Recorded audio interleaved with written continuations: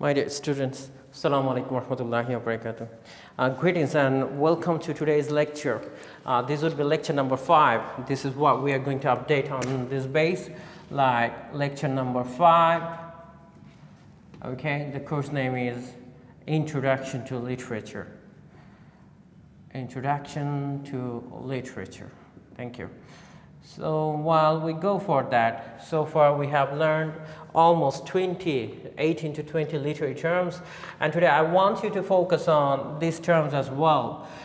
Even though I have repeated several times in the class, dramatic monologue. Okay? I want you to go through this term again, but let me tell you one thing. Let me tell you one thing, that this dramatic means something. When we use that word dramatic, it means that something that has a drama. When you give a dialogue, it becomes so much dramatic. Like, you know, all the time, like how much dramatic it is actually. Like you remember so many dialogue of famous actor or actresses due to what? Because the dialogue is something like it weighs really high, or it inspires you to memorize. That's why we, in some cases, we memorize those dramatic words. Now come for that, what is a monologue? Now I always say the mono means one, okay? It means that solo, okay? It means that one single, okay? So mono means one. And what is a log? Log means depends on like a dialogue. A dialogue is a conversation between two persons, but a monologue is a conversation where one speaker is only there. Okay, so monologue is something like that. One speaker, like think of me right now. I'm only the one who is speaking to the whole class, but there is no one in front of me. And when you are listening to the recording, it means that you are going to only listen to the lecture, but you are not going to take part in any conversation. So it's a monologue. The things that I'm doing right now, I'm just delivering the lecture for all of you, but I'm not speaking, or neither I'm not taking any response from any one of you. So it means that it's a monologue. So the technique is something like that. It's a device that the poet or the writer deliberately use them just to signify a character, or just to signify a kind of a subject or issue that he wants to raise, or he wants the reader to know. And it's a monologue. So means one speaker will be there, one listener will be there, but there will never be two speakers or two listeners. One speaker will be speaking and the listener will always listen. He will never speak up. So that means it's a monologue. And when this monologue is presented in a dramatic way, it becomes a dramatic monologue. Clear? Thank you. So today's topic, and if you can ask me that, this is one of my favorite, and I want the students of the first year who is going to be acquainted with the introduction to literature, they must know that, because they must have the habit. So many of you may dislike literature, so many of you like literature, or maybe you are in between, you are only studying literature because you have to study literature, or there is no passion from your heart. But trust me, once you get into the show, once you just have the journey into the world of the literature, you'll be falling in love with literature. And one day you'll be realizing, I wish I could have studied more. So this is one of the poems that I really love to read aloud with my students, and I really would love to bring examples again and again. So I hope that you'll have a great journey with me, but in case you may dislike it, I'm extremely sorry, but this is one of my favorites. This is one of my favorites, and trust me, after having the lecture, it's going to be one of your favorites as well. So now, if you just look at the title, what it says that Porphyria's lover. So I'm asking you a few questions. What do you understand by lover? Now you call it that, you know, he's my lover, she's my lover. You know, we have this kind of conversation, and we love to have this kind of conversation. But at the same time, we don't love to, you know, say that. How many of you can say that, hey, I love you? You cannot say that I love you because, you know, you feel so shy. But let me tell you that even God, he has spoken of love 75 times approximately in the Quran, meaning that the divine book, he also is speaking of love to the humankind.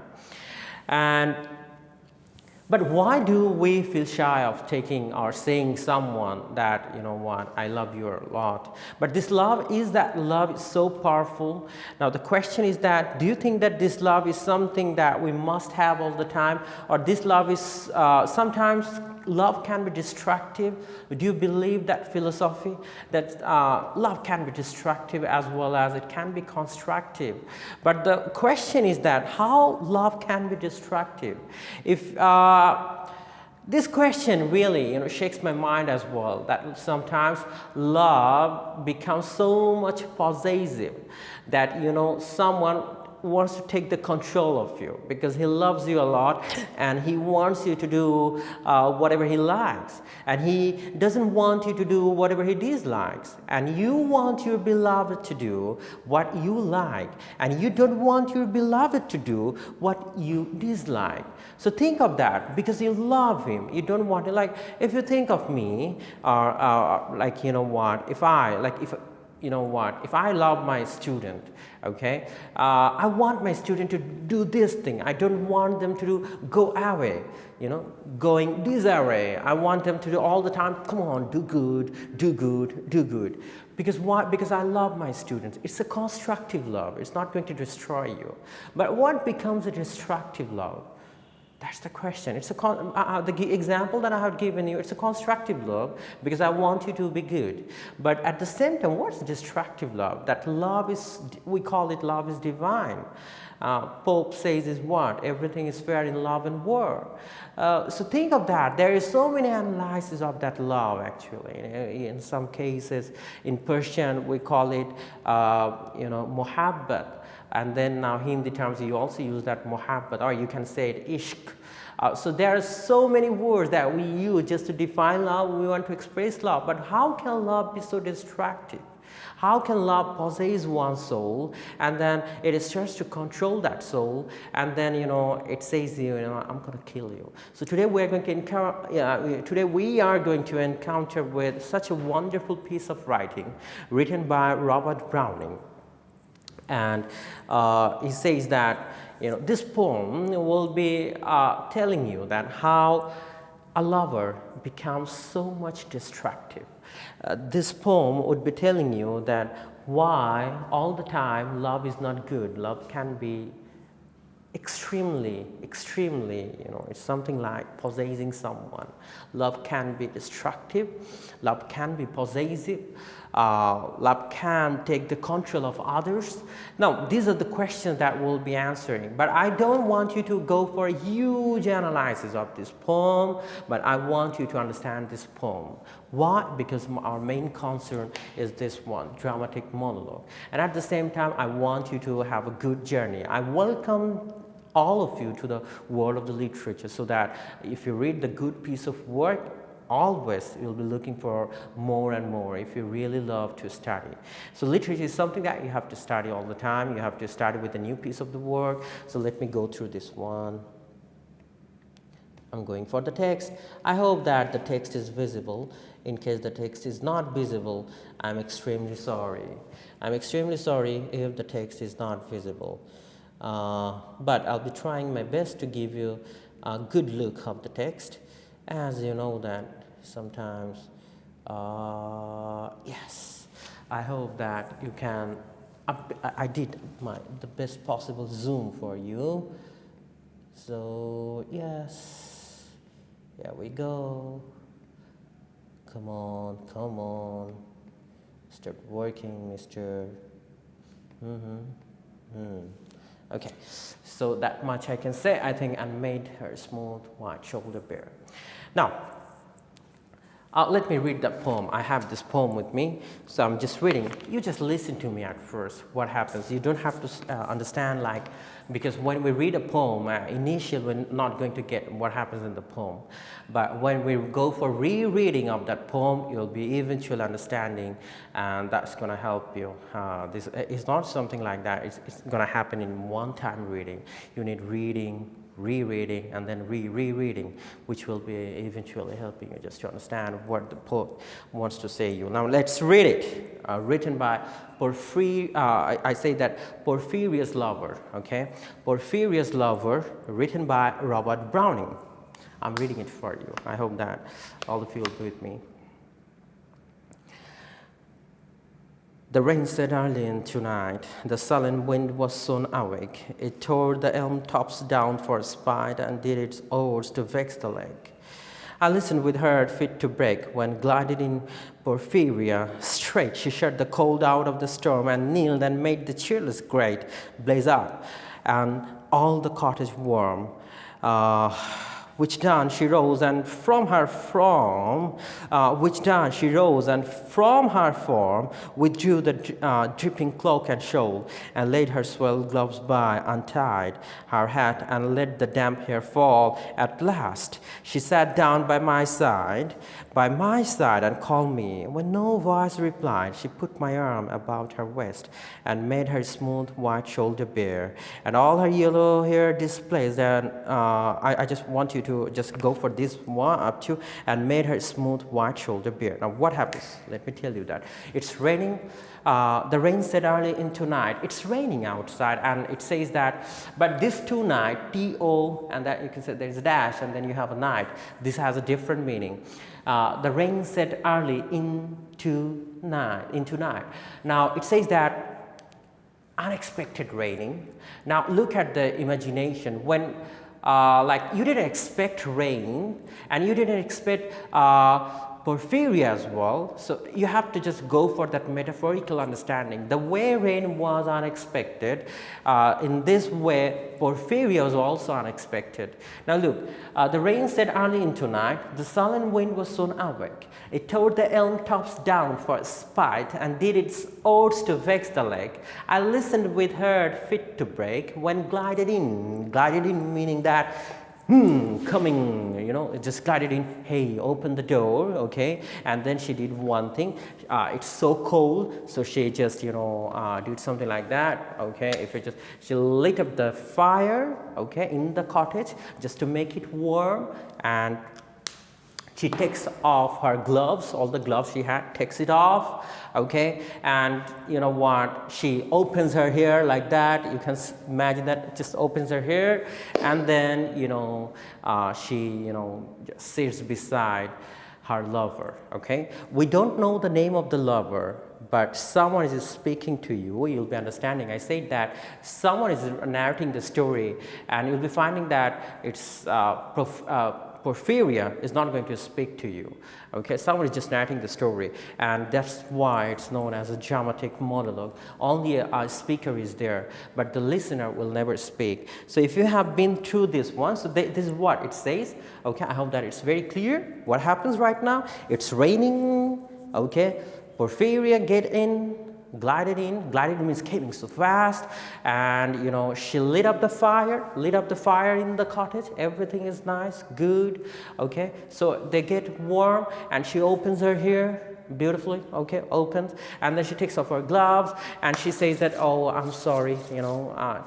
saying sorry because sits beside her beloved, okay, now they're gonna sit, and now what happens, we're gonna read after that. If you're just with me, okay. Now look here, and all her yellow hair displays, meaning that the hair she had is yellow, okay. All her yellow hair spread. Oh, okay. Let me. I think I just made it. Okay. Oh, here.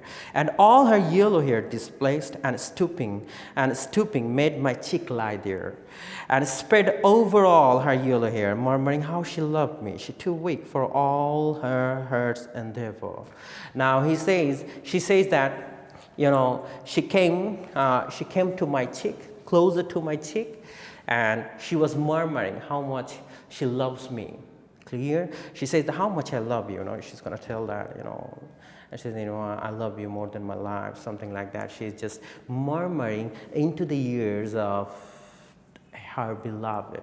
And, you know, the narrator is narrating the whole story, what Porphyria was doing to her, or doing to him. Now it says something like that. To set, it's struggling passion free from pride and vainer ties dissever, and give herself to me forever. Now he says that, you know what, she does everything that possibly she could. For whom? For me. And she says that, and he says that, you know, she is for me forever. You know, forever she'll be mine. Now, if you just look at the language, it says that like the guy wants to possess her. The guy wants to cage her, you know, you are only mine, okay? And give herself to me forever. But passion sometimes would prevail, nor could two nights' gay feast restrain. And now, they're also saying that, come on, yes, we are, now look at that line, but passion sometimes would prevail, but nor could tonight's gay feast restrain. It means that, you know what, passion sometimes, you know, passion sometimes kill you. Passion sometimes become so much that, you know, you become so much jubilated. You become so excited for your passion. But today is gay night, meaning that gay means here, it means something enjoyable night. It's a merriment, okay? Enjoyment, okay? Gay feast restraint, and sudden thought of one so pale, for love of her all in vain. So she was come through wind and rain, and she says that, you know, she came through the wind and rain. Be sure I looked up at her eyes, happy and proud. At last I knew Porphyria worshipped me. Surprise made my heart swell, and still it grew. Think of that line right now. Happy and proud, at last I knew Porphyria worshipped me. It means that Porphyria, like, you know, salutes her, salutes him. Why? Because, you know, when we are reading this poem, it was written at the time of the Victorian era, where, you know, women, we used to think that women were the puppet of the house. So they won't be allowed to get out of the home. They won't be allowed to participate in the in any kind of function of the society. And even in some cases, they were not allowed to have their education in. And it's definitely in the middle of the 18th century and at the late 19th century. So think of that right now, how it comes that when you are thinking of like a woman, she wants to be educated, but the society is not giving her the power, not empowering her just to have her education, have her rights. So this is why it's a very, you know, unrealistic. And that's why Porphyria, she's her beloved, her lover, describing her as that, you know what, Porphyria worships me. Porphyria is so much subjugated. Porphyria is so much submissive to me. She listens whatever I want. Okay, so this is what is describing by himself. And then what does he say? Made my heart swell and still it grew. While I debated what to do, that moment she was mine fair, perfectly pure and good. I found a thing to do, and all her hair in one long yellow string I owned. And what does it say? He says that, you know what, I love her. Yes, I do love her. There is no fault. I really love her. And you know what, now somehow made my heart swell and still it grew while I debated what to do. It's like Hamlet's to be or not to be, and he is thinking, what should I do with Porphyria right now? That moment she was mine fair, and that moment the way she came to me, the way she shows her submissiveness towards me, I understand that she's only mine, but I'm still debating myself what to do with Porphyria.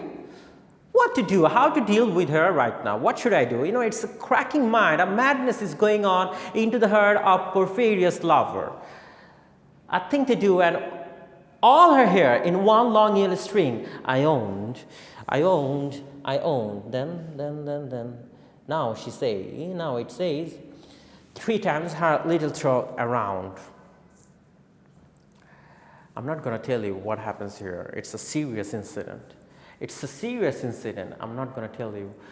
It's a serious. It says that in one long yellow string I owned, 3 times her little throat around, and I strangled her. No pain feels she. I'm quite sure she felt no pain. As a shut bud that holds a bee, I warily opened her lids again, loved, this opened means opening, again loved the blue eyes without a stain. I untightened next the trace about her neck, her cheek once more, blushed bright beneath my burning kiss. I propped her head up as before, only this time my shoulder bore her head, which droops upon is still. The smiling rosy little head, so glad it has its utmost will, that all it is scorned at once is fled, and I, its love, am gained instead. Porphyria's love, she guessed not how her darling one wish would be heard. Now I'm gonna show you in acting like what happens actually to the whole poem. But if you understand, if you don't understand, just listen to this line right now. Her darling one wish would be heard, and thus we sit together now. And all night long we have not stirred, and yet God has not said a word. Let me tell you that the lover of Porphyria killed her, a murder, an innocent murder you can call it.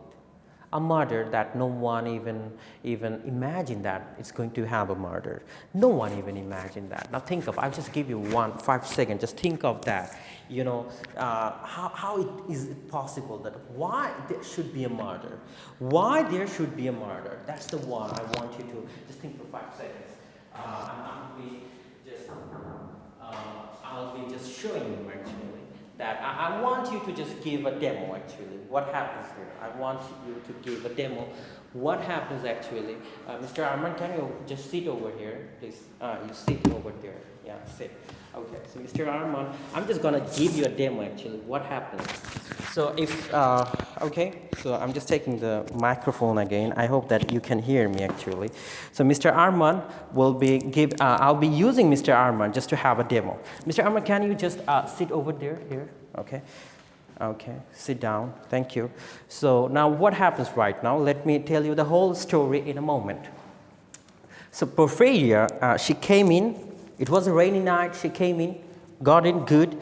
And now Porphyria wanted to say that. Now if you just be seated, it says that Porphyria was saying you one thing, that it was raining the whole night. She glided in, okay, like a storm. She comes in and she's telling you what did she do. Okay, what did she do? She, you know, take off her gloves and open her hair, okay, and she wants to give her all time to her lover. And her lover was, you know, sitting over there, okay, sitting on the table, waiting for her or not, we don't know. But what he was thinking actually. Now, Porphyria did what? She came in like that, lit up the fire, then sat beside whom? Sat beside her lover. Now think of myself, okay, I'm the lover, okay, I'm the lover, and this Arman is Porphyria, okay. So what Arman is going to do right now? So Arman opened her hair, okay, like that, opened, the hair is opened, okay, and what he did actually just, you know, just did something like that, the bare shoulder, okay, and you just give your hand, okay, he just took me like that, okay. He is Porphyria, okay. So he took me like that, and then he asked me to do. What did she do? She said that keep your head on here, okay. Now you can just look at me. So this was the situation actually, okay. So she took my head and kept it like that. And what he did right now, he said that come on, it looks bad. It looks bad. And what he did now, it says there's something like that. Now wait, it says something, I'm going to show you.